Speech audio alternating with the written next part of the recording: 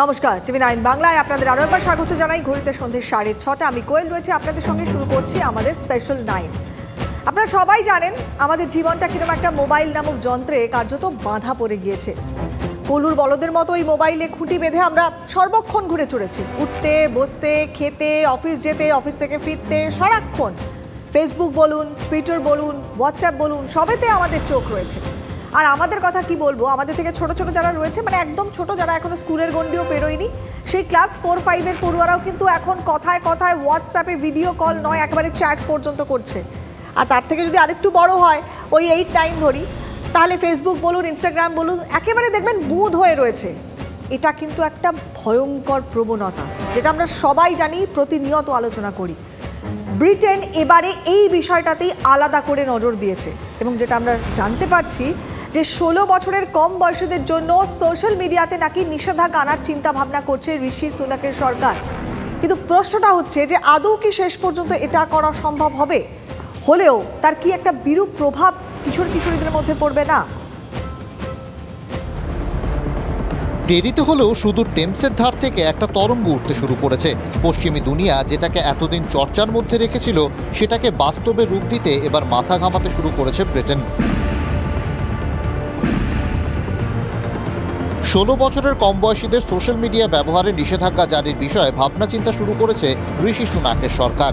মানে স্কুল পড়ুয়ারা Facebook, WhatsApp, Instagram, এক্সের মতো সোশ্যাল মিডিয়া ব্যবহার করতে পারবে না।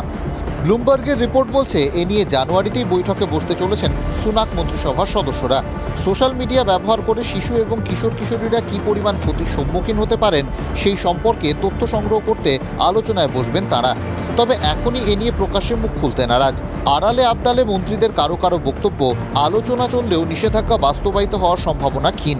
কেউ আবার বলছেন নিষেধাজ্ঞা জারির বিষয়টি পুরোপুরি উড়িয়ে দেওয়া যাচ্ছে না। ব্রিটেনের প্রধানমন্ত্রীর মুখপাত্র ক্যামিলা মার্শালও স্পষ্ট করে কিছু বলতে নারাজ। তিনি শুধু জানিয়েছেন, শিশুদের অনলাইনে সুরক্ষিত রাখার বিষয়টি সরকার গুরুত্ব সহকারে দেখছে। কচিকাচাদের সমাজ মাধ্যমে মুখ গুজে পড়ে থাকার প্রবণতা দেখে উদ্বিগ্ন সে দেশের অভিভাবকরাও। সমীক্ষা বলছে, ব্রিটেনে 3 থেকে 16 বছর বয়সীদের মধ্যে ইউটিউব ব্যবহার করে 88%, হোয়াটসঅ্যাপ 55%, টিকটক ব্যবহার করে 53%, স্ন্যাপচ্যাট 46%, ইনস্টাগ্রাম 41% এবং ফেসবুক 34%। এর প্রভাব পড়ছে শিশু কিশোর কিশোরীদের মনে। খাবার আগ্রহ কমছে, উদ্বেগ উৎকণ্ঠা বাড়ছে। পদক্ষেপটা সঠিক দিকেই, কিন্তু এই আইন যে লাগু করতে যাচ্ছে সেটার ইমপ্লিমেন্টেশন করাটা will be very very difficult. কারণ সেটার নানা কারণ আছে। একটা দেশময় আপনি 16 বছরের বাচ্চাদের তলায় তারা মোবাইল দেখবে না কিংবা সোশ্যাল মিডিয়ায় ইন্ডালজ করবে না, এই জিনিসটাকে ইমপ্লিমেন্ট করা ইজ আ হারকিউলিয়ান টাস্ক, এবং আমার তো মনে হয় রাদার ইম্পসিবল। যে কোনো নতুন টেকনোলজি হোক, নতুন কোনো চিন্তাধারা হোক, সেটাকে সম্পূর্ণভাবে আটকে দেওয়া বা স্যাংশন তার উপর তৈরি করা, এটা কখনোই আমি অ্যাগ্রি করি না এই বিষয়টা নিয়ে। আমার মনে হয় যে কোনো জিনিসের যেমন একটা ভালো দিক আছে, আবার কিছুটা ধরুন কিছু একটা ড্রব্যাকসও রয়েছে সেই জিনিসটা। যাদের এটা ধরুন যারা এই প্রবলেমগুলো ফেস করছেন বলেই তো এরকম একটা ড্রাস্টিক পদক্ষেপ নেওয়া হচ্ছে। তো কী ধরনের অসুবিধা থেকে এই ধরনের একটা চিন্তাভাবনা আসছে, সেটাও একটা আলোচনার বিষয়। সম্প্রতি ব্রিটেন সরকারের চিন্তা বাড়িয়েছে মেটা প্ল্যাটফর্ম ইনকর্পোরেটেডের একটি পদক্ষেপ। ফেসবুকে এনক্রিপ্টেড মেসেঞ্জিং চালু করেছে তারা। এতে ছোটদের নিরাপত্তা বিঘ্নিত হওয়ার সম্ভাবনা 16 আনা। অভিভাবকদের এ বিষয়ে সতর্ক করার পাশাপাশি মেটাকেও তাদের সিদ্ধান্ত পুনর্বিবেচনা করতে বলেছে ব্রিটেনের ন্যাশনাল ক্রাইম এজেন্সি। সংস্থার বক্তব্য, এতে শিশু নির্যাতনের সঙ্গে জড়িত ব্যক্তিদের বিরুদ্ধে তদন্ত বা তাদের ধরপাকড় করতে সমস্যার মুখে পড়তে হবে। এর আগে পর্ন সাইটগুলোকে নিয়ে চাপে পড়তে হয়েছিল ঋষি সুনাককে। সুনাকেরই কনজারভেটিভ দলের বেশ কিছু সদস্য দাবি তুলেছিলেন, শিশুদের নেট ব্যবহারের ওপর আরও কঠোর আইন জারি করতে হবে, না হলে শিশুদের ওপর পর্ন ছবির কুপ্রভাব পড়ছে। এরপরই পার্লামেন্টে সংশোধনী বিল পাশ করে সুনাক সরকার। ব্রিটেনে আগে কোনো পর্ন ওয়েবসাইটে লগ ইন করতে হলে কেবল নিজের বয়স 18 বলে ঘোষণা করলেই হতো। আইন পাশ হওয়ার পর পর্ন ওয়েবসাইটে লগ ইন করতে হলে নিজের পরিচয়পত্র আপলোড করতে হয়। শোনা যাচ্ছে শিশু কিশোরদের অনলাইনের প্রভাব থেকে রক্ষা করতে একই ধরনের সিদ্ধান্ত কার্যকর করার পথে হাঁটতে পারে ব্রিটেন। অর্থাৎ বয়স যাচাই না করে, শংসাপত্র জমা না করে কেউ সোশ্যাল মিডিয়া ব্যবহার করতে পারবে না। শেষ পর্যন্ত এই নিয়ম বাস্তবায়িত হলে হয়তো কম বয়সীদের মধ্যে সুনাকের জনপ্রিয়তা কমবে, কিন্তু অভিভাবকরা মনে মনে সুনাককেই সাধুবাদ জানাবেন। ইন্দ্রনাথ দাসের রিপোর্ট, TV9 বাংলা। কথা হচ্ছে ব্রিটেন তো ভাবনা চিন্তা শুরু করে দিয়েছে, আমাদেরও কি চিন্তা ভাবনার সময়টা এসেছে? মানে ভারতেরও কি এবারে শিশু বা কিশোর কিশোরীদের সোশ্যাল মিডিয়াতে নিষেধাজ্ঞা জারি করার পথে হাঁটাটা উচিত? শিক্ষক বলুন, অভিভাবক বলুন কিংবা ছাত্রছাত্রী, সিংহভাগ লোকজনেরই কিন্তু উত্তর হচ্ছে যে না। তাদের মতে খারাপের পাশাপাশি সোশ্যাল মিডিয়ার তো ভালো দিকও বেশ কিছু রয়েছে। বিশেষ করে আজকাল যদি পড়াশোনার ক্ষেত্রেই আমরা ধরি, তাহলে সেক্ষেত্রে হোয়াটসঅ্যাপ অত্যন্ত একটা কার্যকরী মাধ্যম। তবে বিশেষজ্ঞরা একটি বিষয় সতর্ক করছেন যে তাদের প্রত্যেকেরই বক্তব্য, সবার আগে অভিভাবকদের দেখা উচিত যে সোশ্যাল মিডিয়াতে তার সন্তান কি কি জিনিস দেখছে বা ঘাঁটছে। লাইন্সগুলো কেমন বেঁকে গেছে জানাসনি তো? তোমরাও তো জানতে চাওনি। আমি গেম খেলবো, কি করবি আদি? ফোনটা ফেললে কেন? সিনেমা হোক বা বাস্তব, ছবিটা সর্বক্ষেত্রে এক। মোবাইল দেখা নিয়ে বাড়িতে যেন রোজ অশান্তি। সন্তান এবং অভিভাবকদের সম্পর্কে অন্তরায় হয়ে উঠেছে মোবাইল। আসলে বড়দের দেখে ছোটরা শেখে, এটাই চিরন্তন। সেই পাঠশালায় এখন ঢুকে পড়েছে মোবাইল। বড়দের সোশ্যাল মিডিয়া ব্যবহারের প্রভাব পড়ছে শিশুদের ওপরও। তারাও অনবরত ব্যবহার করে চলেছে ফেসবুক, টুইটারের মতো সোশ্যাল মিডিয়া। 16 বছরের কম বয়সীদের এই ধরনের সমাজ মাধ্যমে নিষেধাজ্ঞা চাপানোর ভাবনা চিন্তা শুরু করেছে ব্রিটেন। ভারতও কি কোনোদিন এই পথে হাঁটতে পারে? তাতে লাভ না আখেরে ক্ষতি, কি বলছেন অভিভাবকরা? মোবাইল ছাড়া এখনের বাচ্চারা মোবাইল ছাড়া আত্মীয় স্বজন কাউকে চেনে না। ও সবসময় দেখবে মোবাইলে পড়ে আছে। উন্নতির থেকে অবনতিতে বেশি যায়। একটা বয়সের মানে যখন সে ঠিক জায়গায় দাঁড়াতে পারলো তারপরে মোবাইল, এইসব বাচ্চাদের, ছোট বাচ্চাদের তো মোবাইল একদমই, চোখটা নষ্ট হবে, একভাবে দেখে ঘাড়ে সিটার কনকন করবে, অনেক সমস্যা। যে পেরেন্টস বা যাদের আন্ডারে বাচ্চারা রয়েছে তাদেরকে অ্যালার্ট থাকতে হবে। নিশ্চয়ই আমি সব কটা অ্যাপ আমি ওদেরকে দেবো না অ্যাক্সেস করতে, লক করার সিস্টেম আছে, নিশ্চয়ই আমি লক করে রাখবো। এটা আমাদের মা বাবাদের ভাবতে হবে। যদি এখানে করা হয়, আমাদের এখানে তো যদি করা হয়, হ্যাঁ, আমি বলবো না করার। এখন সোশ্যাল মিডিয়ার বড় অংশ জুড়ে থাকে কম বয়সীরা। বিষয়টা হয়তো এই পর্যায়ে পৌঁছতো না যদি না করোনা চোখ রাঙাতো। লকডাউনের ফলে অনলাইন ক্লাস শুরু হওয়ায় সবার কাছেই প্রায় এসে গিয়েছে অ্যান্ড্রয়েড ফোন বা স্মার্টফোন। তাই সোশ্যাল মিডিয়া অ্যাক্সেসও রয়েছে। টিনেজারদের মতে বন্ধুবান্ধবদের সঙ্গে যোগাযোগের অন্যতম মাধ্যম হয়ে দাঁড়িয়েছে এগুলোই।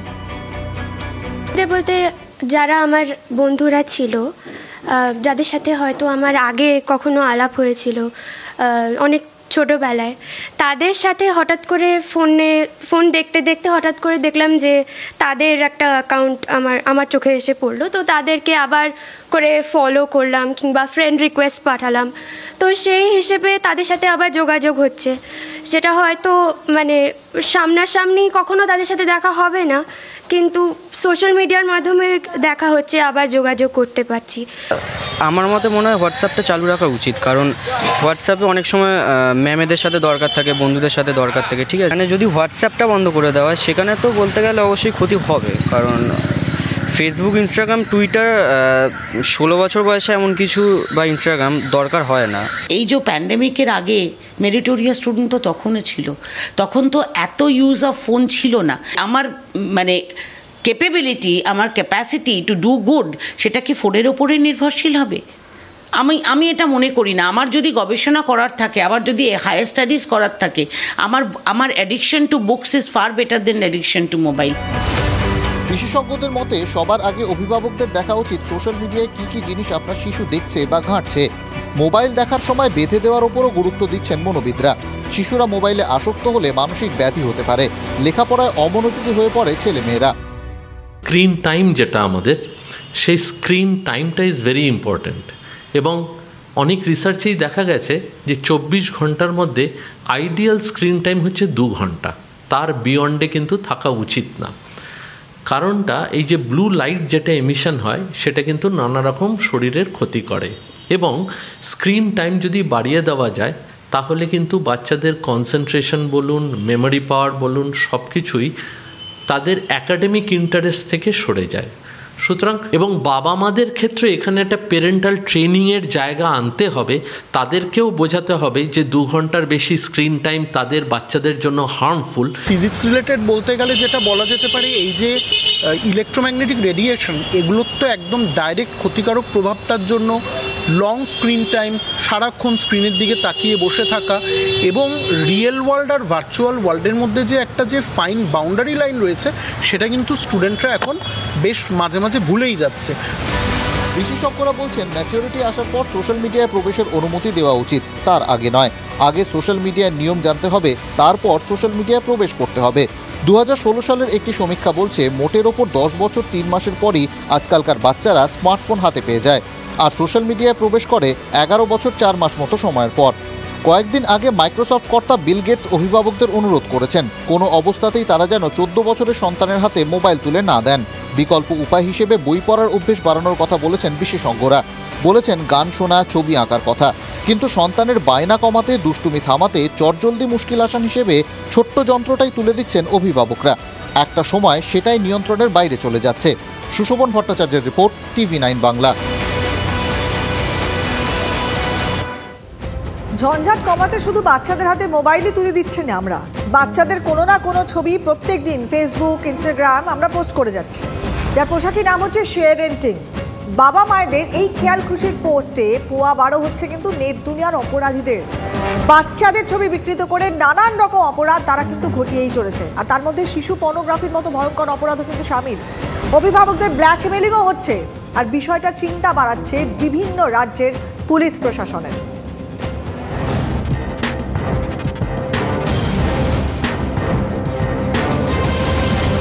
ফেসবুক, হোয়াটসঅ্যাপ বা সামাজিক মাধ্যমে এখন অনেক অভিভাবকই তাদের ছোট্ট শিশুদের ছবি, খেলার বিভিন্ন ভিডিও পোস্ট করে থাকেন।